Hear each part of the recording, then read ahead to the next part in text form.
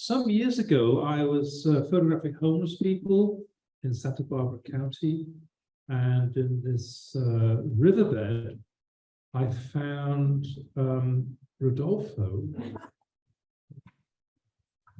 painting these beautiful pastels surrounded by the homeless, and I was very impressed. And ever since, no, seriously,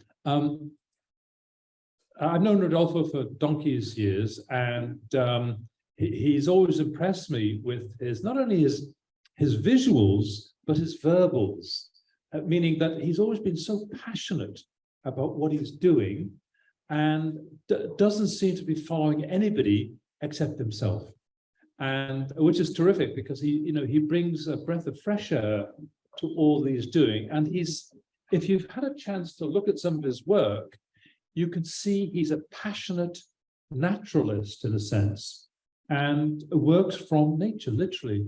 But he also has the gift of playing God, which if he doesn't like something in his picture, he'll not put it in. So he sees a lamppost or a fence or something, gone. He likes a tree over there, and he likes a tree over there. He brings them together. And so it's always a delight to see what he's literally creating. And he lives in San Pedro, and we've been out a number of times. And I prefer to use oils when I'm working outside because I think it's quick and easy and it suits me. But Rodolfo, ever the individualist, takes just a limited box of pastels and creates out of nothing.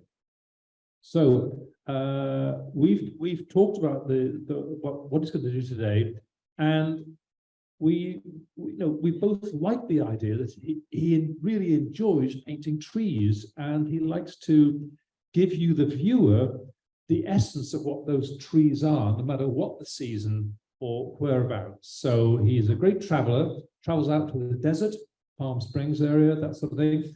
And he also travels up through towards Santa Barbara and a number of places up there. You're in a gallery up there, I understand? Or you were? Santa Barbara. Oh, Santa Barbara Art Gallery. Yeah, so he's been in a number of galleries that many of them are closed, of course.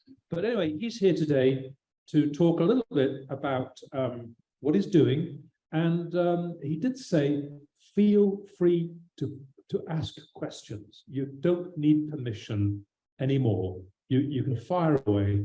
And anyway, can we have a big hand, please, for Rodolfo Rivademar? Thank you. So let's start doing the demo. Let's start. I used this Cretacolor. It's not even pastel. It's not even blue pastel. It's Cretacolor.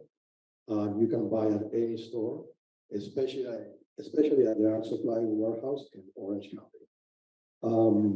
It's not pasty, it's sedimentary. The good news, you can erase it easily. So whatever I do, regardless of whatever the undertone, I will use this color to draw the foundation of the thing, which is done very lightly. So it doesn't have to be activated. So with that in mind, yes. Which side of the cancer do you use? The textured or the the thin one. It should be the thick one. From my point of view, it should be the thin one. It makes all the difference in the world. I avoid. I don't want to sound a little dogmatic, but I avoid any kind of gimmicks. I want drafting. That's the real thing. If you go to Instagram, you can realize how important drafting is. Even those artists that are so loose painters, but they are great draft persons. That's why they can paint so loose. They know what they're doing. Anyway, so I started the overall composition. The horizon line is around there.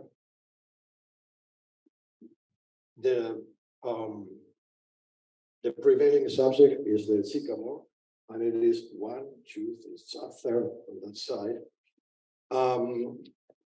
Okay, we go that way. It's not a super accurate drawing, but anyway. Oh, thank you. So notice that I do a lot of cross hatching. Everything I do is based on cross hatching. Everything. So that's perfect for the foliage. You see, I'm already defining that. And even for the background, where you have those drier sycamores, they were not necessarily that dry, but I prefer it that way. I did prefer it that way because of the warmth. Very simple, you see, you're not even defining anything yet. That hill, there you have the moon, there's another hill there. But you see how everything is subconsciously leading into the main subject, the prevailing subject, which is the sycamore. It's kind of the king of the composition.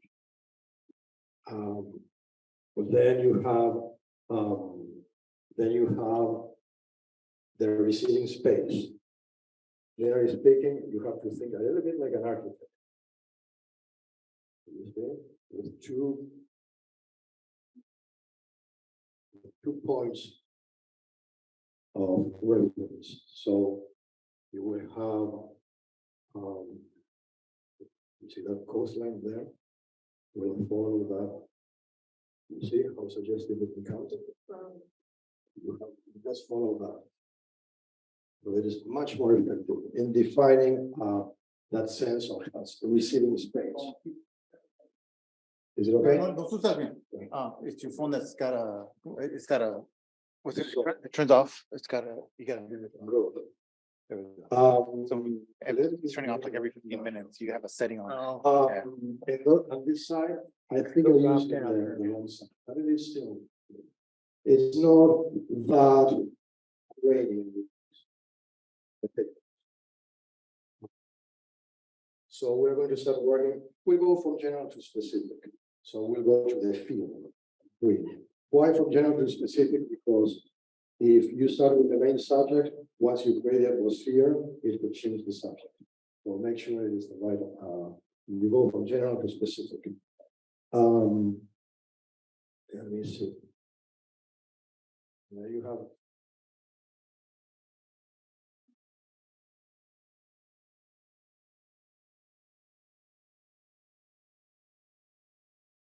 Okay. And I'm not intending to finish it today. It just takes time. It will take up to like two hours. A little more. Actually, I never finish a painting in one session. It takes as long as it takes. Plus, I'm evolving as an artist all the time.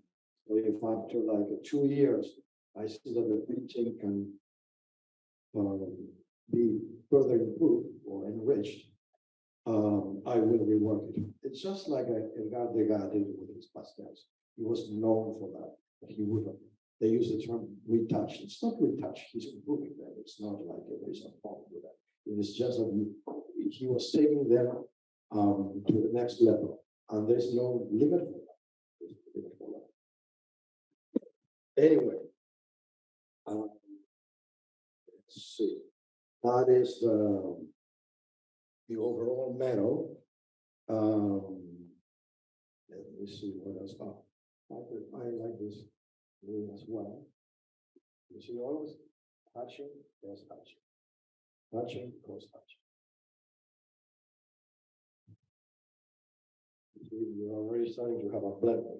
And whatever is underneath, you can texture very nicely the white. Whatever is underneath is not competing with it.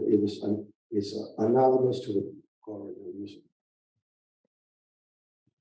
Everything else. Let's work on a very quick approach to the water. See?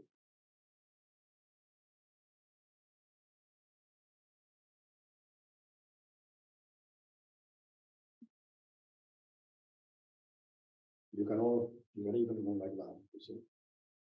I paint with my fingers all the time. You just go like this, like if it were a brush. Okay, I'm going to work on those sycamores in the background.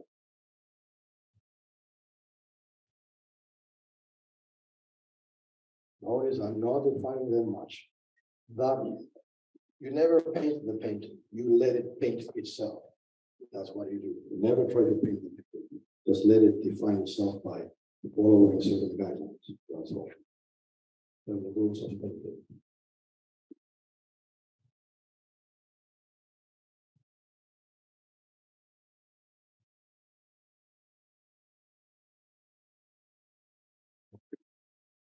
Now we have the back. Area. I can use something. This happens to be exactly the color of the undertone, which can benefit by breaking into the color. Anyway, I have this. I use a very limited palette. I don't use much color. As you can see, I don't need more than 20 colors, or more than 20. They can vary between new pastel, or Rembrandt, or Sennelier, or what's the other one? Schmidt's? Yeah. So this was to allow you to draw better. So I like that. And I always keep in mind keeping the velvet quality of the pastel, which is so nice. That's why I don't fix my pastels, because otherwise they kind of collapse a little bit. The color can collapse a little bit. You can use Sennelier pixel. It's excellent. But it will never be the same. It becomes slightly gray. It's not what you keep the velvet quality. It's so delicate about pastel, which always allows you a wonderful result. The other thing with pastels, they're always okay. So they allow you to correct all the time. It's an infinitely generous technique. No matter how many mistakes you commit, well, if you don't like it, you just get rid of it. And you can do that with several layers. So you can erase. So people say you cannot erase, you can erase. Okay. So because this is receding, I use a little bit of more light. You see? And now I work with some blending. Okay, that's the background. Now let's go to the atmosphere. The atmosphere is going to be very interesting. It's challenging. I love that. It has pinkish, so I have to pick the right colors. I use this, I call it sort of very warm, very warm. And you can start creating the lightest area of the painting, which is the atmosphere. I started this way, which is how Degas used to work, but it doesn't have to be that way. Actually, I should go back to my own method. It's very fast. I like to work fast. If anything about pastels, they allow you to work fast, very fast. So that's wonderful. I know this is the area of the sycamore, but I'll be able to apply opaque over the previous opaque layer, so I don't have to worry about it. Anyway, now I can start using some blue. It will require several layers. Okay. What we can make it. I'm going to use something a little tastier, such as Sennelier. This is Sargent, actually. Sargent, it's circa 1960 something. My neighbor from across the street, she bought it at a garage sale for $10. There are 200. 200 of them. They are sergeants, so I try not to use them. That's the paradox. That's the paradox. Yeah, I don't think they're in the market anymore. Sergeants.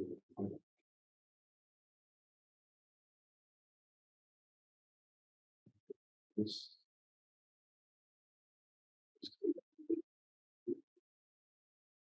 remember, we will keep building it. It will take some time, but it is getting there. You have lavender qualities on a sunset or a moonlight. Lilacs are very pleasant to the, I say, to the soul. There you have it. And this was painted like 15 years ago, probably. And I noticed that I didn't use much reflection of the sky on the screen. It doesn't make any sense. So now with more experience, maybe at the time I was a little more shy, where now it's atmospheric. So it has to go all over the place. So let's use it a little bit. It's not this good.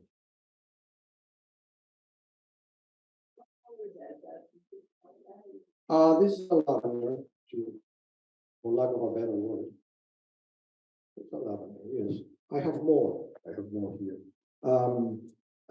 Violets are one of my favorite colors. You can work with a wide range of violets. Plus, it is perfect because it complements well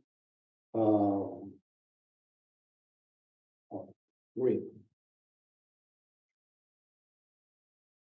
Violet is in principle the complementary of yellow, but it goes well with green. Whatever works.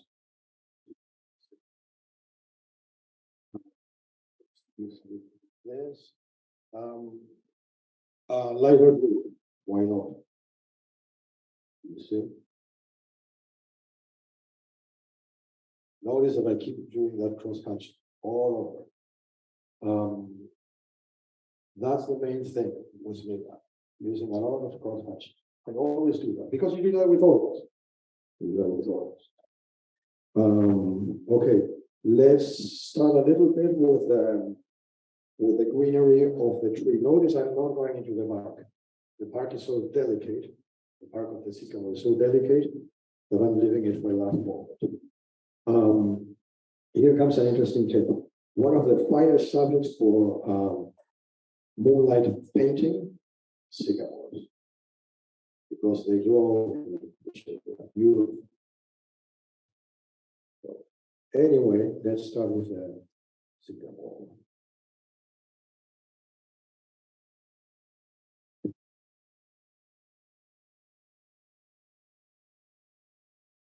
You see, it's all, you don't have to be accurate. Whatever you do not be too accurate. Otherwise, you will fall into that or the subject or the state of the subject. So in a relationship, the minute you start starting with the subject, that means you have to leave it and paint from general to specific.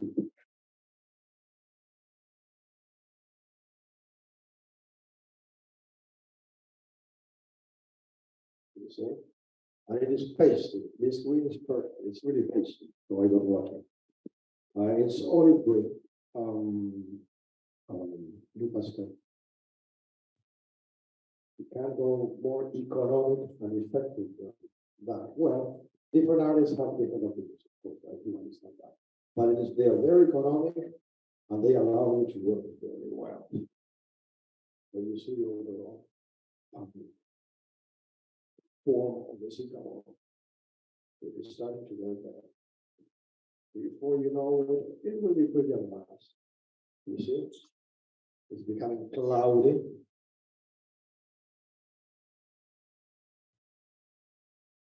And I'll be very patient, and I'm going to wait the last moment for the bark of the tree. It endows it with a delicate Japanese one. If you brush strokes, you can do it here.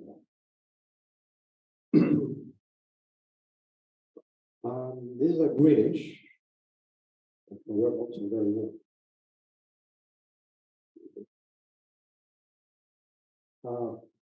I'm starting to add a little more. And sometimes you see greenish on the moonrise, believe it or not. One of the things I see, you see sometimes a beautiful landscape of a sunset, how the last rays of the light are hitting on the sunset. But there's always one color, they use a lot of beautiful oranges, beautiful pinks, and beautiful whatever. But never use pistachios. I'm so surprised. There's plenty of pistachios in a sunset. It makes it glow. Otherwise, they look like masses of oranges. Just break it up with the principles of impressionism. You break up the color with pistachio. That would be kind of a greenish. Yeah, pistachio. Yeah, I call them pistachios. Yeah. Yeah. Right. Huh? Oh, this. I call this pistachio. In reality, it is bright green, but I call it pistachios. You see them. You see paintings of the Colorado Canyon and all that, and the very accomplished artists who use people. Yeah, I know. Yes, just great. Just great. I could also use a little bit of. Okay.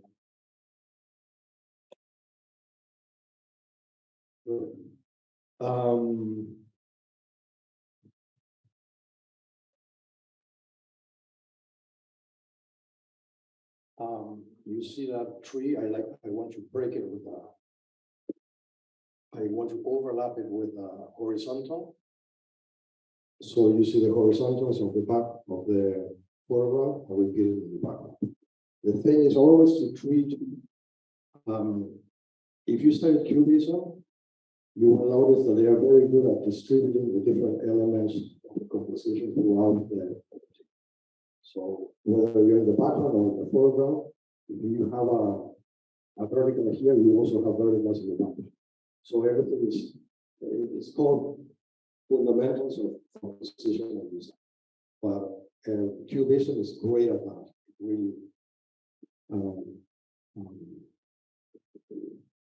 teaches the message, of course, how to really compose and evenly distributed function. That way your eye doesn't stay anyway. I like to use some fuchsias from time to time. They're very powerful and very effective. I'll see if it is not too much. No, I like it. You see? It's a fuchsia. Yeah. But you can use several types of fuchsia. So here I have like 5 of them. So you know what is fuchsia is wonderful mixed with this medium green. With that you can create beautiful skin. Beautiful skin. They complement each other. Oh, here. Sure. They complement each other very well, very nicely. And this one has a lot of blue, so that's why it becomes more ideally suited for atmosphere. Ideally suited. Let's jump a little bit to the moon. The moon is generally like a disc, and I like to use. It's a very cold type of yellow.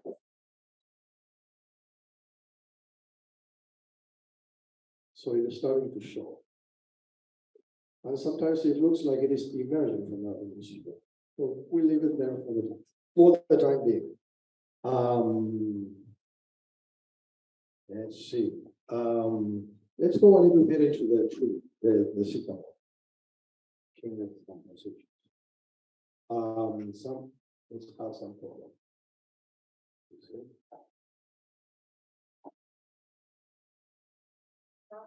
follow the atom. Say that again? You follow the atom, cool light, warm shadows, and warm light, cool shadows. Warm lights, cool shadows. Generally speaking, it is that way. But it changes throughout nature depending on the time of the day, what is next to it also. Even warm shadow, a warm color sometimes surrounded by the certain colors can be really cool. So sometimes you will see like a winter scape, and they use some vermilion. And it makes it look really, yeah, it makes it, but it helps to create a very cold sense of winter. Remarkable. So it depends on how you associate everything. And the sycamores always work that way. Okay, I'll add a little more of this medium green. It's starting to operate well. I don't want to mix them too much now. I will do that at the last moment. So it looks like pointillism somehow at this point. Remember, it takes time to define it. So you won't do it right away.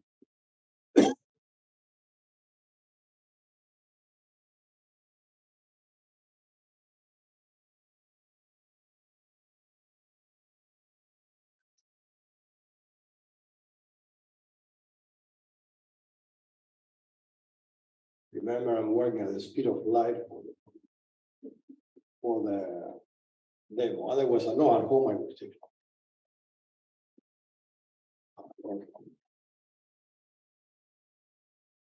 Thank you.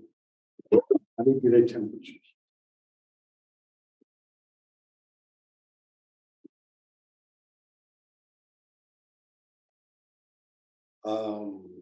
Let's add a little more temperature here. You see the sycamores? They're starting to glow. They're starting to glow a little bit. Because I'm associating them well. The cigarette is associated with the glow. Look how nice the glow. I can add some purples now.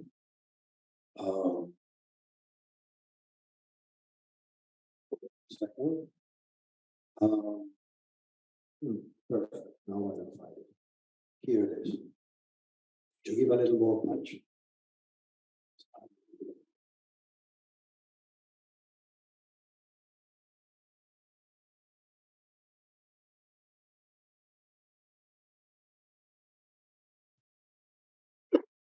Sorry about that.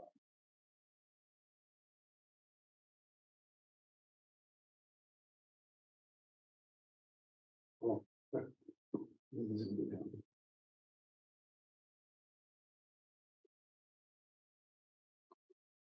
Okay, now you have more contrast there.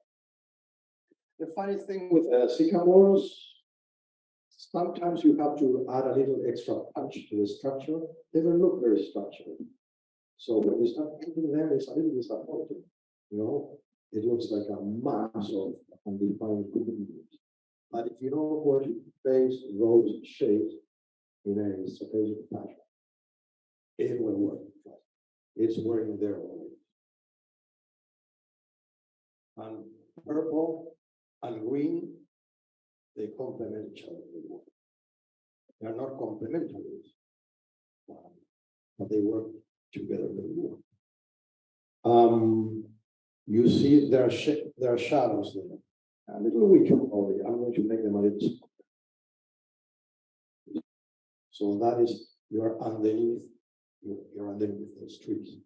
So there's a kind of shadow.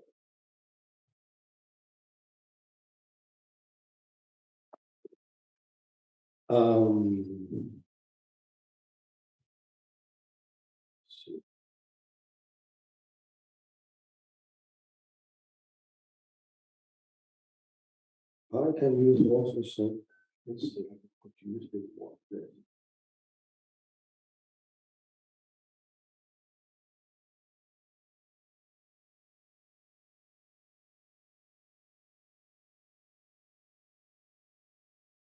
It should go with the oranges. But I still believe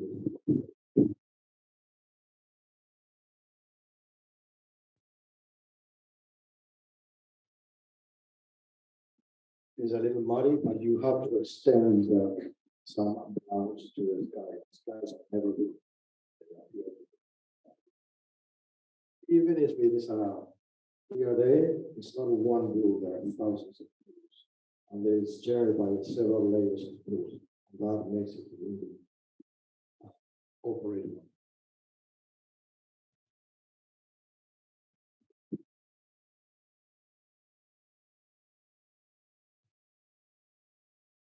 Let's look a little bit on the cast. There's a cast shadow there.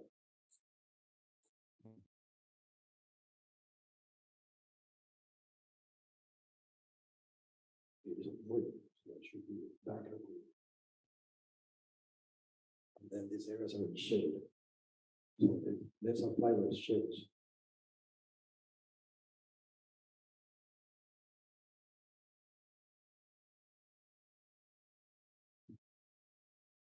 I like to apply my shades so it gives a dynamic to the painting. It's much nicer to have paintings that look like they're moving. A lot of illustrators will work only with like very something very static that is not moving. I like dynamics.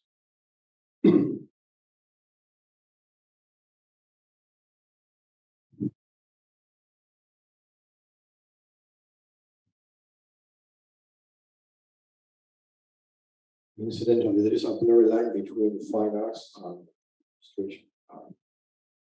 Generally speaking, they call it fine arts because it's free of function. They're not working for clients, so they call it fine arts. It's free of what they used to call during the Middle Ages and the Renaissance. It's free of interest or greed or whatever. That's why they call it fine arts. But illustrators do a fantastic job. And they're working for a company, they're being paid for them, but still it's great art. So we need to be elitist.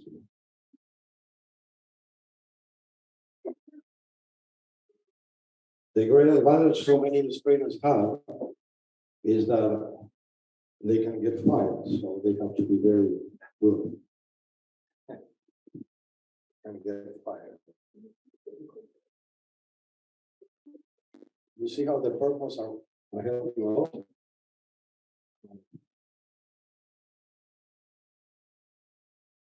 Okay, let me throw a few of this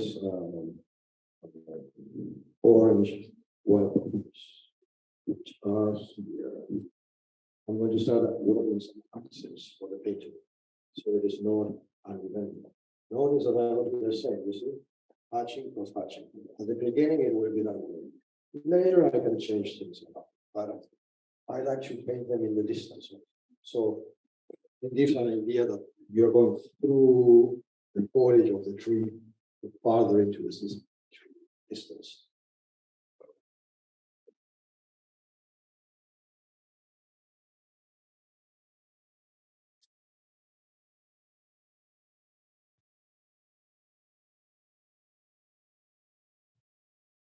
By now, you may be thinking, where are those reflections of the stream? Let's go to the stream.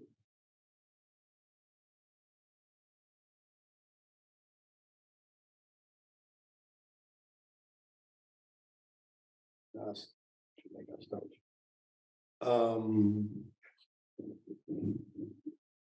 Also, I would like to use some of these browns for the stream.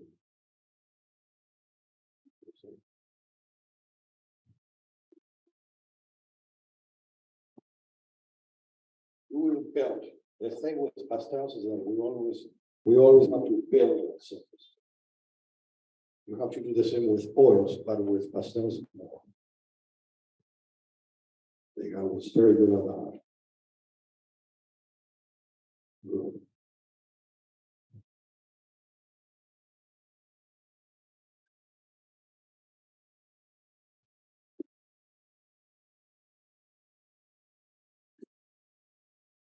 Paper. Use this. Oh yeah, that's perfect. Sometimes I use paper towel to blend things in. Helps a lot.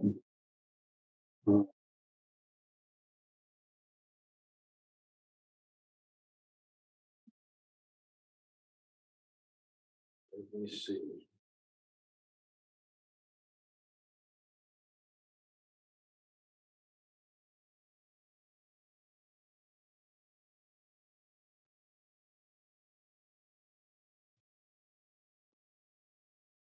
Let's use some greens for background, so it is not a mass of oranges. So you have to break everything up. Everything, color always has to be broken up, but it's much more interesting. Guess what I'm forgetting? The moon. Thank you so much. Forgetting the moon. I want the moon. Everything is starting to make more sense.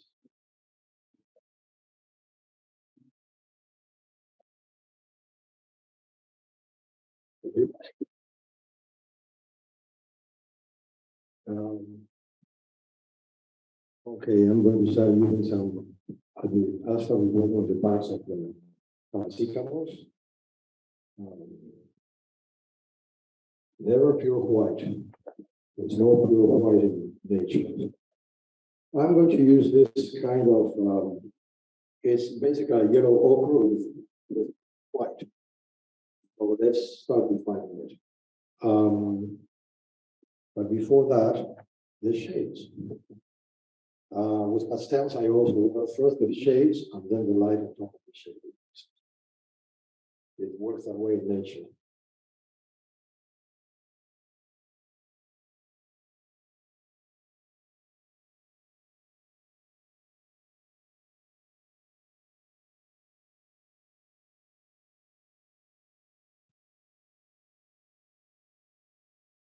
Don't worry about muddy colors.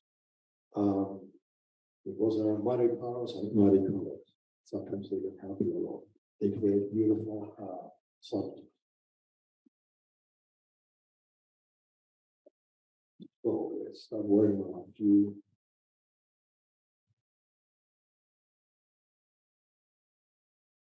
Rodolfo, you've got about 10 minutes. 10 minutes only? Yeah. Oh, it's just 12 o'clock. Okay. I can continue. Never mind. Okay. Sure. Okay. All right. Dispensation. Okay. Very good. You see the barks of the trees? Sycamores are really special. Everything is like glistening a little bit. The idea is to make the color glisten.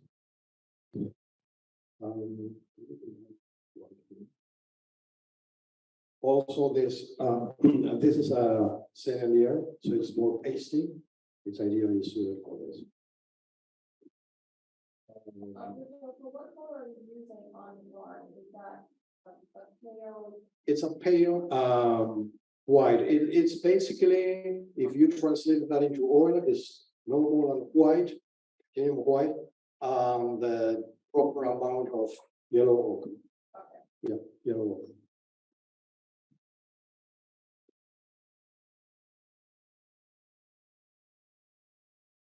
Another thing, you see when you paint the bark, you also want to break it up. You want to foliage on top of the bark.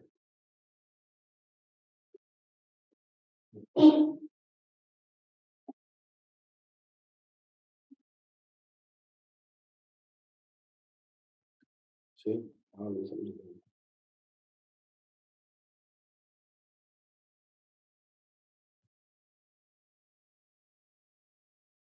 So I continue working with hatching and post hatching. I always do that. It's my main teaching. Okay. This guy, I want you to listen to this guy. Maybe a little bit of it's not there, but sometimes the moon can add some light to the clouds. So that can be interesting. It's more interesting. It's not as defined there. I think this more obviously that I want. want a horizontal running through the surface of the pastel. We also have, you see that foliage? The sky breaks through the foliage, so. There you have it. Matching and cross matching. Also, with the negative space, I can define more the positive space. You know.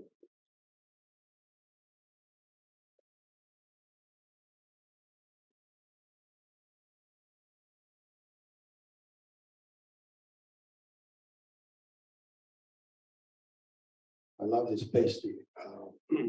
Sergeant.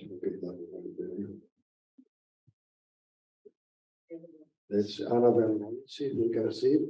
Can they see it, Sergeant?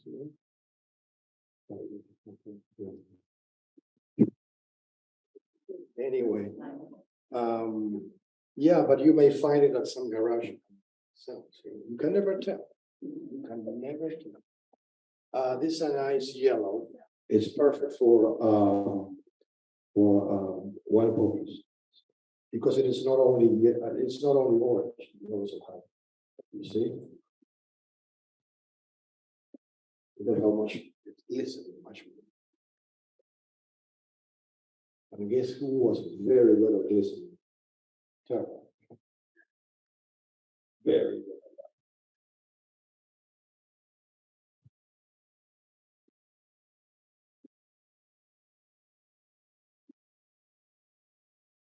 Getting that.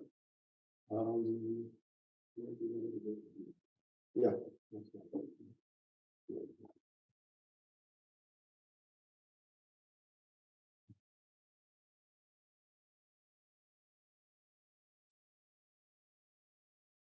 I'll keep bringing it up. And surface. Yes, you can just keep bringing the surface.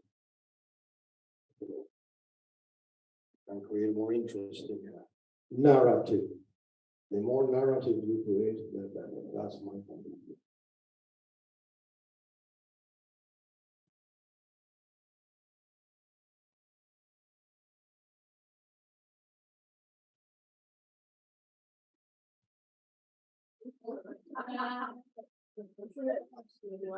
Uh-oh. That's not my daughter. That's not my daughter. I can use some of the original mob with a color to keep defining certain areas. Let's paint the rocks. The rocks are nice. They're like accents. So, and they were there. They were very good.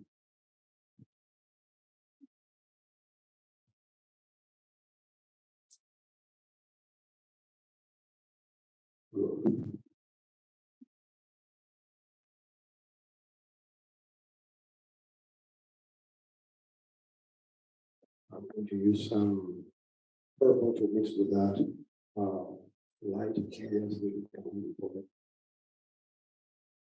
I don't like to use pure colors.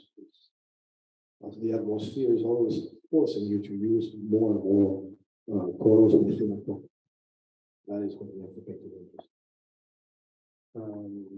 Let's see. Let's make this a little more interesting.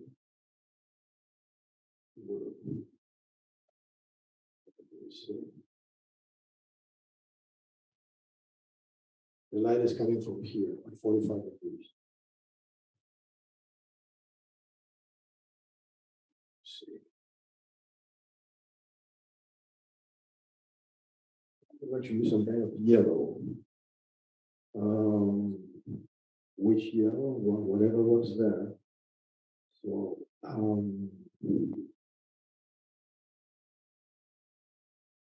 sometimes it takes time to find the right color. Okay, yes, it's not a yellow.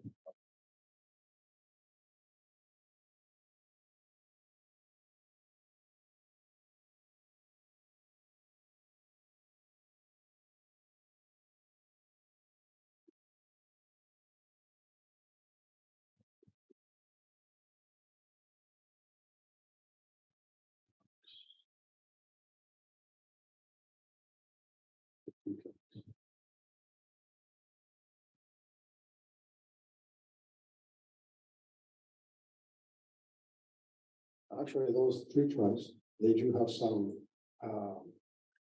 purpose, some kind of, like. So maybe it would be nice to do that.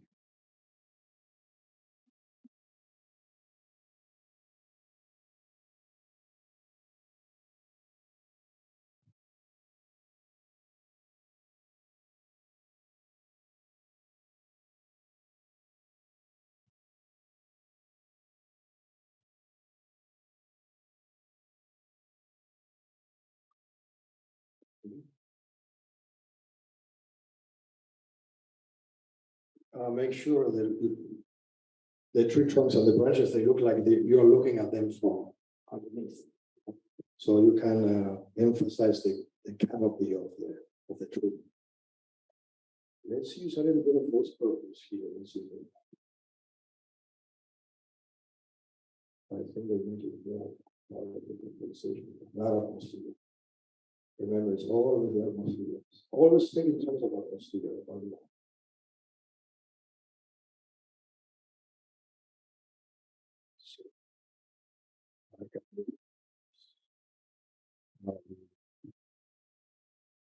Use this red and white. It's kind of a pink. You can incorporate it. Another thing you can do is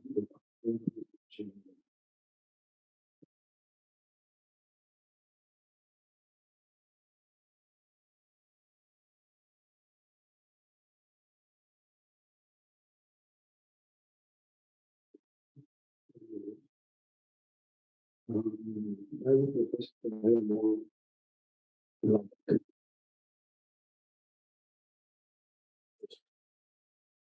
not very busy.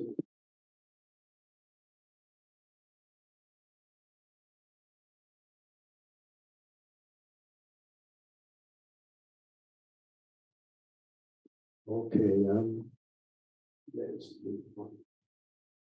If we surround the tree trunk, we can make we can you see we can make it.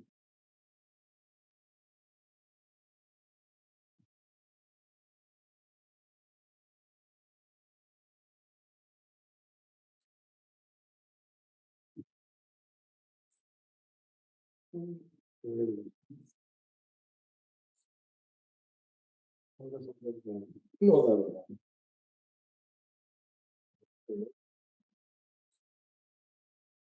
this is a color I've been using more lately. It's a burgundy. I didn't use it a lot of time.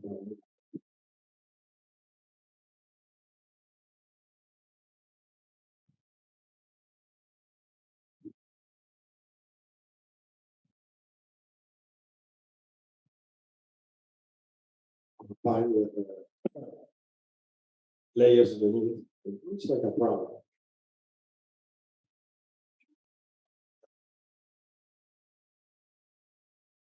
Related to old school. Rodolfo, we're gonna have to do a raffle real quick. You can either keep painting, you can take a break, or you can stop. I can keep painting if someone wants Sure. to.